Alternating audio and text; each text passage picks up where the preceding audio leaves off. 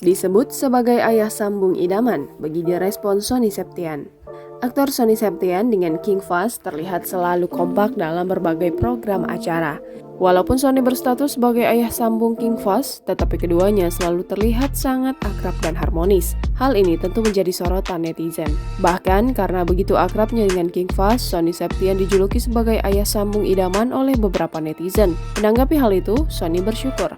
Namun, apa yang dilakukan dirinya hanyalah ingin menjadi ayah terbaik untuk anak-anaknya. Tak hanya itu, suami Fairuz Arafiq ini juga totalitas menerapkan pendidikan sejak dini untuk sang buah hatinya, baik King Fahz maupun Queen Eija Slova. Selain itu, Sonny juga baru saja merayakan ulang tahunnya yang ke-35. Tidak membuat pesta, Sonny hanya merayakan ulang tahunnya bersama keluarga.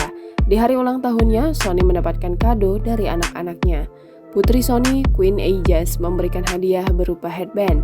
Eija pun menghampiri sang ayah dan memeluknya. Sonny pun membalas pelukan putrinya sambil mengucapkan terima kasih. King Fahz pun memberikan sebuah kado kepada sang ayah. King Fahz memberikan sarung tangan dan sepucuk surat yang ditulis sendiri olehnya. Jangan lupa subscribe, share, komen, dan like ya!